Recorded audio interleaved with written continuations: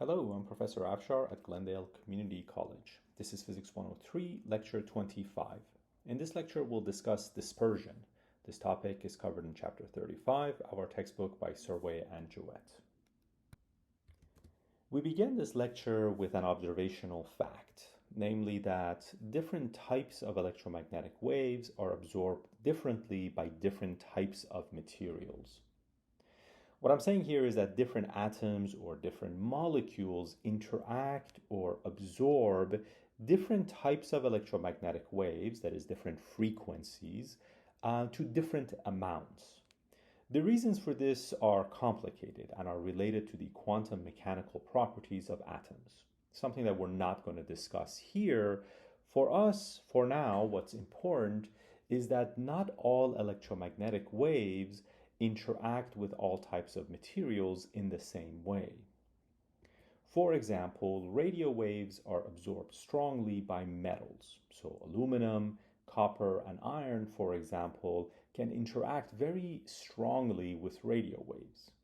This is why radio antennas, like the ones you might find on rooftops or inside your cell phones, are made of aluminum or copper or other metals. Microwaves, on the other hand, are absorbed strongly by water. So H2O molecules have a very strong preference for interacting and absorbing microwaves. This is why you can heat a cup of water in your microwave oven quite efficiently, but it's difficult to heat dry foods in the microwave oven. More generally, when you're heating foods in the microwave oven, what you're really doing is heating the water molecules, and then those water molecules, through conduction, heat other molecules that are near them.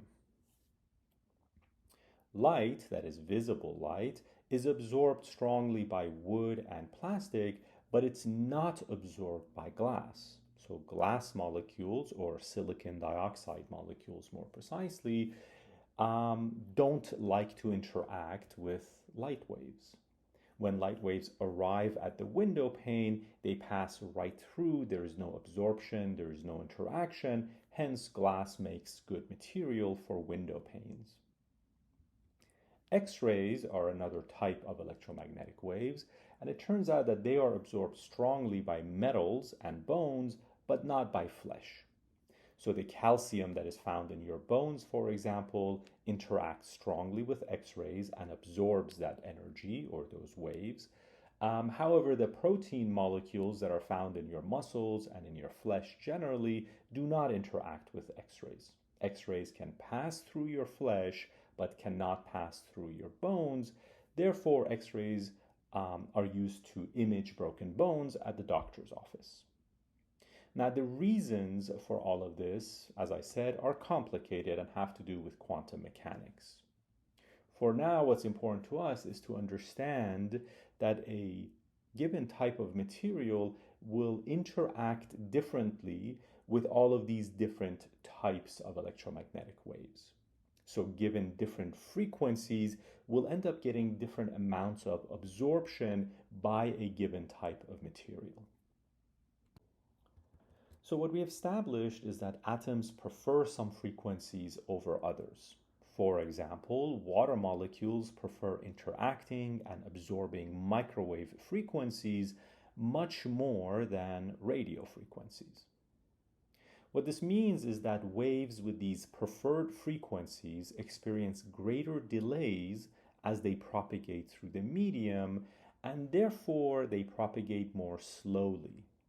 So what I'm saying is that if a wave with one of these preferred frequencies is propagating through the medium, it's going to get absorbed quite often by the atoms. Therefore, it's going to experience a lot of delays.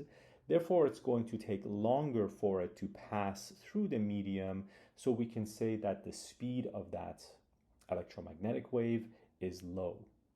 On the other hand, if you have a wave whose frequency is not one of these preferred frequencies, it's not going to be absorbed as often, it won't experience as many delays, so it can pass through the medium much more quickly.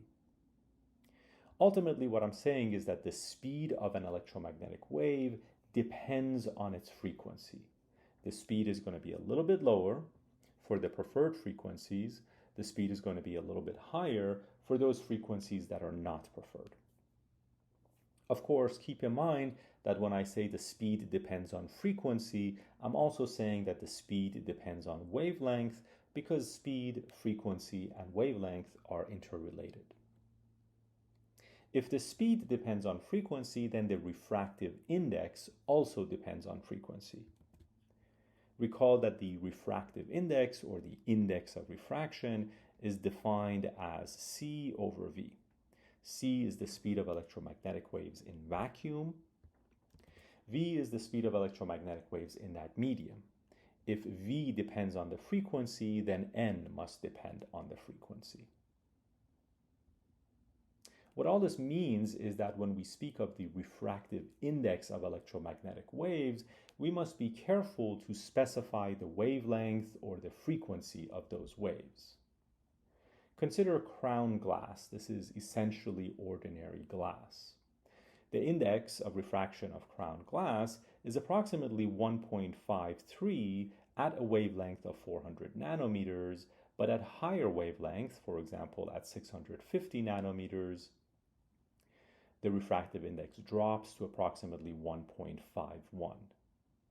Now, in many applications, people often just report an average value for crown glass, but to be precise, you need to understand that N depends on the wavelength or the frequency of the electromagnetic waves. So what I've just described for you is referred to as dispersion. A little more precisely, dispersion refers to the dependence of wave speed on frequency, or equivalently on wavelength. So when we talk about wave speed v, to be precise, we should really express it as a function of frequency or wavelength. Of course, if wave speed depends on frequency, then so do refractive index and the angle of refraction. More precisely, if v depends on the wavelength, then so does n. Recall that the angle of refraction refers to the angle at which electromagnetic waves bend when they go from one medium to another. That angle can be calculated using Snell's law. And of course, Snell's law depends on the index of refraction. If n depends on frequency or wavelength, then so does theta. This means that this dependence on frequency affects a large variety of optical phenomena. For example, dispersion is responsible for the separation of white light into distinct colors. Recall that what we perceive as white light is really the combination of many different wavelengths. Each one of those wavelengths is perceived by our eyes as a different color. So we can describe white light as a combination of many different colors. If a beam of white light is incident on a glass prism, a triangular piece of glass, then these different wavelengths will travel through the glass with different speeds, which means each will have a different index of refraction, and therefore each will bend a different amount. Consequently, when those wavelengths emerge from the other side of the prism, they will all be bent in slightly different amounts, and therefore they will be traveling in slightly different directions. So dispersion is sometimes used to describe this separation of white light into different color components, although keep in mind that ultimately dispersion really refers to this dependence of wave speed on frequency or wavelength. Dispersion is also responsible for the formation of rainbows. After a rainstorm, there are small spherical droplets of water that are suspended in the atmosphere. When sunlight, which is primarily white light, strikes these droplets of water, different colors or different wavelengths will bend by different amounts. When these wavelengths ultimately emerge from that droplet of water, they'll be traveling in slightly different directions. These beams are perceived by our eyes as a rainbow. Let's end this lecture with a somewhat challenging practice problem. The index of refraction for violet light in silica flint glass is 1.66, and that for red light is 1.62. Given this information, what is the angular spread of visible light passing through a prism of apex angle 60 degrees if the angle of incidence is 50 degrees? So what we have here is a triangular piece of glass, a glass prism, and the index of refraction for this type of glass is approximately 1.6. However, due to dispersion, the index is a little bit higher for certain wavelengths and it's a little bit lower for certain other wavelengths. More precisely, for violet light, the index is 1.66, but for red light, the index is 1.62. We want to know what the angular spread is as white light is incident on this prism. The apex angle of the prism refers to this angle here, and this angle is given to us as 60 degrees. The deviation angle refers to the difference between the final angle and the initial angle. We're not interested in the deviation angle for this problem.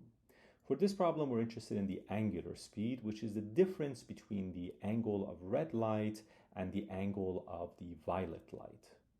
So to calculate the angular speed, we need to figure out the direction of propagation for red light as it emerges from the prism. So we need to figure out the angle for red light, and then we need to calculate the angle for violet light, and then calculate the difference between those two. That is what's referred to as the angular spread. Let's begin by analyzing the geometry of this problem. We have a triangular prism and the apex angle is denoted by phi. In this problem, phi is given to us. We're told that the apex angle is equal to 60 degrees. We're going to assume that outside the prism, the material medium is simply air or vacuum, so we can say that N1 is simply equal to 1. Inside the prism, the refractive index is denoted by N2. N2 is going to depend on the color or the wavelength. For violet light, it will be 1.66, and for red light, it will be 1.62. The angle of incidence is denoted as theta 1. When this beam of light enters the glass prism, it's going to bend or refract. The angle of refraction is denoted by theta 2.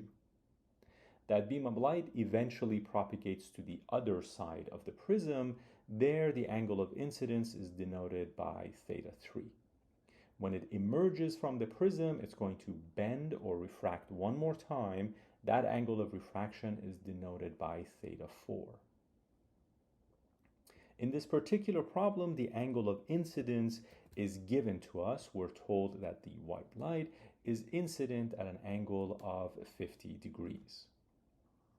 If we know the angle of incidence, then we should be able to use the law of refraction or Snell's law to figure out theta 2. In particular, by solving Snell's law, we find that theta 2 must equal to the arc sine or the inverse sine of N1 over N2 times sine of theta 1. Note that theta 1 is 50 degrees, N1 is simply 1, and N2 is either 1.66 or 1.62, depending on which color we want to talk about. Once we have figured out theta 2, we should be able to figure out this angle here. Recall that the normal line forms a 90-degree angle, and therefore, if we know what theta 2 is, we can express this angle here as 90 degrees minus theta 2. If we know what this angle here is, then we can figure out this angle here, because what we have here is a triangle. So what we have is a triangle defined by these 3 points. If we know this angle here as 90 minus theta 2, and we know this angle as phi, then we can say that this angle here is simply 180 degrees minus phi minus the quantity 90 minus theta 2, which gives us 90 minus phi plus theta 2. If we know this angle here, then we can figure out theta 3, because these two angles together must be 90 degrees. So we can say that theta 3 is simply 90 minus this quantity, or that theta 3 is equal to phi minus theta 2. If we can figure out theta 3, then we can use Snell's law again to figure out theta 4. Now we can say that theta 4 is equal to the arc sine of n2 over n1 times sine of theta 3. So to summarize, given theta 1, we can figure out what theta 2 is. Once we've figured out theta 2, we can figure out theta 3, and once we know theta 3, we can use Snell's law again to solve for theta 4. We can perform this series of calculations for red light. Note that for red light, N2 is 1.62. Plugging in those numbers, we find that red light emerges from the prism at an angle of 58.559 degrees. So theta 4 for red light is approximately 58 degrees. We can repeat that series of calculations for violet light. For violet light, N2 is 1.66. When we repeat the calculations, we find that violet light emerges from the prism at an angle of 63.170 degrees. So theta 4 for violet light is approximately 63 degrees. Now we're interested in the angular spread, and recall that the angular spread is essentially the angle between those two beams. So we can imagine, for example, that red light is coming in at an angle of 58 degrees, let's just say in that direction, but violet light is coming out at a slightly different angle of 63 degrees. The angular spread is simply the difference between these two angles. So we now need to subtract 58 from 63, and when we do that, we find that the angular spread for this prism is approximately 4.612 degrees. And that is the end of this lecture. Thank you for your attention.